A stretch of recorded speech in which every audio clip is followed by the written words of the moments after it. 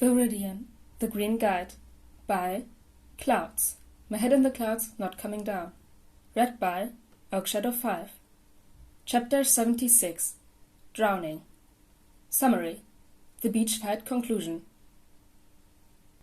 Katsuki's eyes widened in horror, and time seemed to slow down as he took in the scene in front of him. Rocklock had finally managed to immobilize about half his tentacles, and the others hung uselessly as Eraser took his quirk. Amplifier was wrestling with him as she tried to force his arms behind his back, and Katsuki expected to see rage and murder in the monster's eyes, considering how violently he'd been chasing him just a couple seconds before. Instead, to him, his friend just looked broken. He changed way too much. Katsuki swallowed down a gag as he filled in the blanks about what Ogawa must have been going through to make that big of a difference to his body and quirk. Katsuki felt tears at the corner of his eyes. He'd failed him.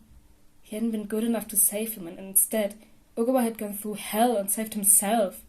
He chased after Katsuki to try and find some semblance of safety after his world had been practically destroyed, just like Izuku had all those years ago.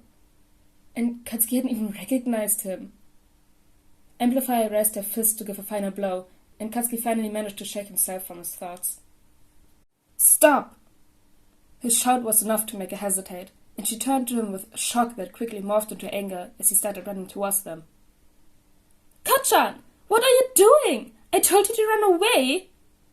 "Fuck that!" Katsuki snapped. "Don't you recognize him? Think about it for 2 seconds. Who do you know that has a tentacle quirk and got disappeared by the goddamn villain factory?" "Recognize?" Amplifier's face wrinkled in confusion for a moment before dropping in horror. But his quirk isn't... He can't stretch. And the ink!" Katsuki scoffed. "Yeah, well apparently that's changed." He hurried to Ogawa, who was starting to struggle in the hero's hold again. "Hey man, it is you, right? I'm gonna kill you for disappearing like that. You know that, right?" Ogawa struggled a little more at that. You have to help me save him. He's still there. I don't know how to be a hero, man. I can't do it on my own. You have to help me save him." He was getting more agitated by the second, and Katsuki felt a hand on his shoulder as Rocklock came up behind him. "Step back, Kachan. You don't know what those people did to him. He might not be the person you remember." That must not have been the right thing to say, because Ogawa went crazy as soon as he heard it. Eraserhead must have had to blink, because any tentacles that went straining against Rocklock's quirk instantly flexed and grabbed at anything close to launch at the heroes. "Shut up! You don't understand! You lucky hero! Get out of our way!" With one last grunt of effort, Ogawa broke through Rocklock's quirk, and Katsuki took an involuntary step back as all of his tentacles started writhing around in every direction. A few that had been anchored farther away and stretched as the fight moved snapped back like an elastic band, and both Rocklock and Eraserhead were hit full force by tentacles moving at slingshot velocity. Katsuki shouted and ran to Rocklock's side, only to realize he had been knocked out by the blow. He couldn't see where Eraserhead had landed. Amplifier was trying to keep a hold on Ogawa's arms, but there wasn't much he could do. Even without his monster of a quirk, Ogawa was bigger than she was, and whatever modifications those villains had done to him had only made him stronger. Within seconds, he had twisted out of her hold and shoved her to the ground. Katsuki had to do something. He still hadn't been given permission to fight, but that didn't matter, because he wasn't about to explode Ogawa just because he was panicking and not thinking right. Exploding his way out of this would be taking the easy way out, and yes, running towards Ogawa when any single one of his tentacles could probably take his head off was probably one of the most terrifying things he'd ever done in his life. But he wasn't a coward that just relied on violence to get his way anymore. His feet moved before he could think. Shota landed in a rough roll and hissed as he took stock of the damage. He was definitely going to have to re-up his vaccinations after this, and his head was buzzing like there was no tomorrow. But nothing was broken, so he could still fight. He hadn't seen what happened to Rocklock or Amplifier, but he wasn't naive enough to think that the monster wasn't going to hurt Bakugo just because they had history together. Real life didn't get perfect fairy tale endings like that. He rolled his shoulders and was about to jog back to the fight when a marble hit him hard beneath his shoulder blade. Instantly, he whirled around to see Viridian running toward him as fast as possible, pointing above his head the moment that he made eye contact. Shota glanced toward the sky, and his blood ran cold as he realized it wasn't his head that was buzzing. That was a lot of bees. Viridian was slightly out of breath when he reached him. "Queen Bee, can't find the host. If she injects a berserker with trigger..." Eraser instantly activated his comm. "This is Eraser. We need backup and medical on Dagobah Beach." He turned to Viridian. "See if you can get a vantage point. Queen Bee can fill her drones with anything, even explosive, so use your slingshot, but don't get close. The berserker is after an informant of ours, Kachan, so it's likely Queen Bee is here to help with an abduction. I'm not about to let that happen." Viridian nodded once, then disappeared to follow his instructions. At least the kid was following directions for once. He'd be a great hero if he just let them help him. Shota ignored his injuries and sprinted back to the fight, yelling as he went. "Everyone, get to cover! Now!" It seemed like everything was just combining to give Izuku nostalgia today, even though logically, a life-threatening fight should have been enough to distract him from the memories. But no, the informant they were trying to protect just had to have the same nickname as his childhood best. Whatever they were to each other. Izuku knew they weren't the same person, obviously, but it was still a painful reminder. It was like a war drum inside his head that beat louder with every footstep. Weak, useless, worthless, quirkless, Deku. Izuku pulled himself up onto the top of a refrigerator, then a dryer, an oven, and finally what looked to be a smaller refrigerator and perched at the top of the pile. He was used to ignoring those voices when he fought, so it didn't take much thought to shove them aside and focus on staying alive and saving everyone he could. He grabbed his slingshot and set his eyes on the approaching bee swarm. He loaded a marble and fired off his first shot, knocking a couple of bees out of the air, but otherwise not doing any damage. He was going to need a different strategy. Amplifier shouted a warning, but Katsuki resolutely ignored her as he barreled toward Ogawa, avoiding the tentacles that were going crazy around him. He grimaced as one of the tentacles whipped at his cheek, leaving a weird stinging sensation behind, but Katsuki just grit his teeth and ignored it. "Ogawa, man, listen to me. The heroes can help you, but you've gotta calm down a bit, alright?" "The heroes don't." Ogawa's eyes were blown wide with panic and whatever those monsters had dropped him with. "They don't understand. I have to save him." "Alright, then we'll save him." Katsuki didn't know what he was signing up for, but at this point, he didn't care. He'd figure out a way to do whatever it was. He was being given a chance to save his friend, and he wasn't going to waste it. "We'll save him, I promise, but you gotta calm down and let the heroes help you." Okay. Let you help me. Okay. The tentacle slowed down, and Katsuki held up his hands cautiously as he inched closer. "We'll save him. We'll..." Katsuki had almost reached him when Ogawa tensed up. "Hey, talk to me, asshole! What's going on?" No! Ogawa started freaking out again, and his tentacles whipped around like crazy, forcing Katsuki to drop onto his stomach to avoid getting knocked into the trash. "They're here! They're going to..." "Who's here?" Katsuki had to scream to be heard above the rush of wind as Ogawa's tentacles cut through the air. "Talk to me, you idiot! Who's here?" The stillness of Ogawa's body contrasted starkly with his wildly moving tentacles as he slowly turned to look at Katsuki, his eyes impossibly even wider than they'd been before. "Can't you hear them, Bakugo? It's the bees."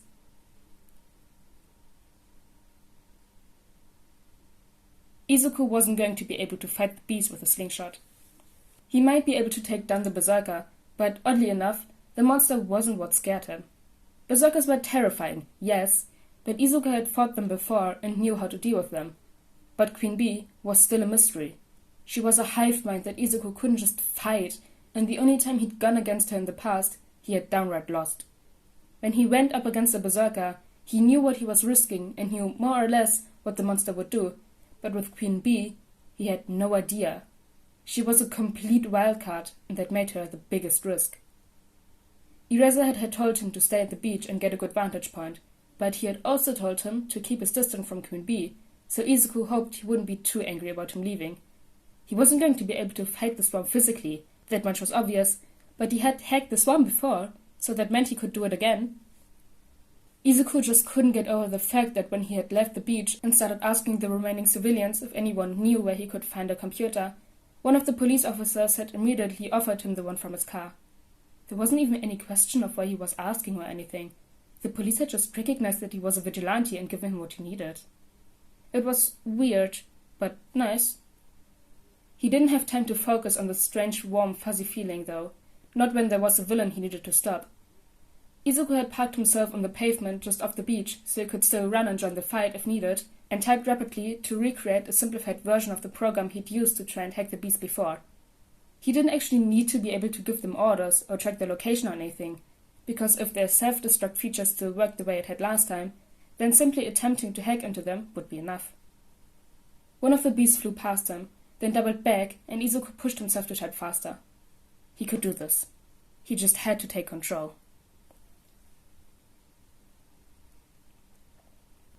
The buzzing was loud enough to make his brain rattle, as the largest swarm of bees Katsuki had ever seen descended on the beach. Somehow, when he'd found those bees near Ogawa's apartment, he had somehow just been thinking about a couple of bees, like one or two in a fly-on-the-wall situation, not a whole swarm. He kinda got why Ogawa was freaking out now. This was terrifying. Ogawa was clearly panicking, frantically moving his tentacles to knock as many bees out of the air as he could as the swarm attacked. Katsuki himself wasn't faring much better. He hoped that Eraser would forgive him for using his quirk, especially since some of the trash was now starting to light on fire, but his explosions were currently the only thing between him and becoming a horror movie victim. Partially wrecked bees were starting to cover the sand from both their efforts, and Katsuki shimmied backward through the sand to try and reach Ogawa, wincing as some of the bees stung him before he could explode them. The stings hurt way more than they should have. Katsuki had been an adventurous kid. He'd been stung by plenty of bees before in those woods he used to play in, but none of their stings felt like someone was pushing peanut butter that someone had set on fire underneath his skin. There was no way they could fight this. They needed to get to cover, now. He was almost close enough to make a grab at Ogawa when he suddenly felt something wrap around him and he was dragged away. No! Stop! I gotta... Eraser had growled as he pulled Katsuki to his feet. Come on. Katsuki dug his heels into the sand. But he... Won't let you get close enough to grab him, Eraser had said. He looked worse for wear, several bee stings forming welts across his face and hands as he grabbed Katsuki by the collar and started dragging him toward the water. We can't save anyone if we're dead. There was a splash as Eraser had dragged him underneath the water, with only just enough warning for him to take a deep breath. The thin layer of protection and the cold water on his stings felt so amazing that Katsuki almost cried in relief. But he still kicked and punched at Eraserhead to get him to let go. He didn't. He just kept dragging them deeper and deeper into the water. They had to breathe eventually, though, so it wasn't long before Eraser let them come up for air. The bees swarmed above the surface of the water where they disappeared, but seemed to have lost track of them in the darkness, at least for the moment. Katsuki struggled against Eraserhead's hold. Get off me, old man! I have to... These bees can be filled with anything, Eraserhead said firmly. And since it's not trigger, I have no idea what it is, but I know it's not good. I'm sorry. Can't you at least try to grab him or something? Katsuki wished he could let loose a giant explosion and take out the whole swarm in one go, but even if he hadn't been soaked to the bone, Ogawa was in the middle of that swarm. If Katsuki used an explosion that big, he'd take him out as well. Cancel his quirk and use a creepy scarf thing! Aizawa looked at him with determination and wiped the water out of his eyes. This is going to give away our location. Get ready to go under. Katsuki nodded and took a few deep breaths as Aizawa let go and let him tread water, his feet just scraping the sand beneath him. Aizawa's scarf shot out and he activated his quirk. Even when it was wet, Aizawa's hair defied gravity as Ogawa lost control of his tentacles for just long enough for the scarf to wrap around his waist and yank him toward the water. There was a split second where nothing happened, and then the entire swarm rushed toward them. There was a splash as Ogawa hit the water, and Katsuki took a deep breath as he went under too. Even though they couldn't swim, the bees swarmed right by the surface, buzzing loudly enough that Katsuki could still hear them even underwater, and a sick feeling of dread chilled him even more than the water could, as the realization struck him. They were only safe for as long as they could hold their breath.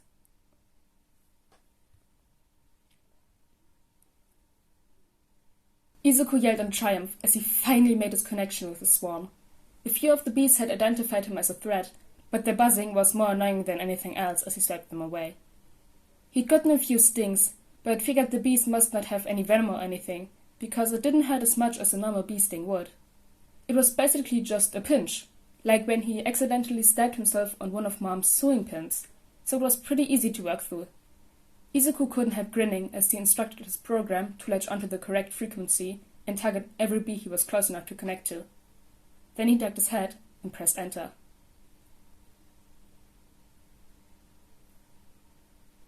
Shota's lungs were burning, but he knew what was waiting for them the moment they came up for air.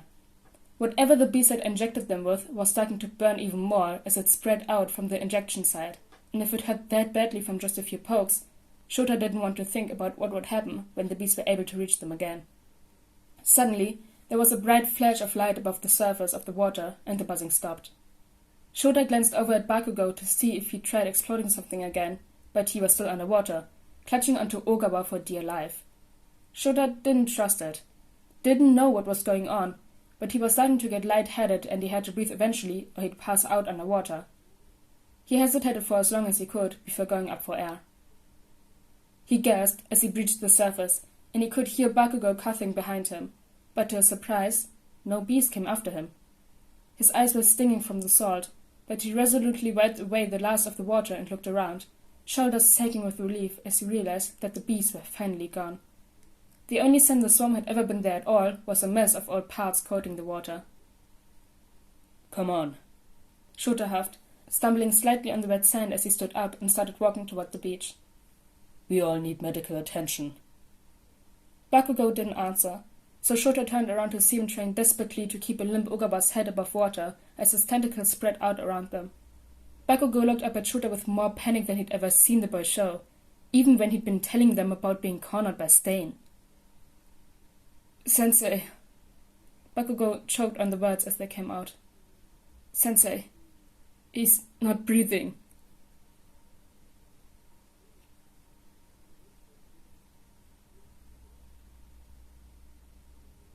Oh shit, Ogawa's unconscious. And Izuku tagged the bees, yes. But anyways, guys, I hope you all enjoyed chapter 76 of Viridian the Green Guide, and I'll see you all next time. Bye!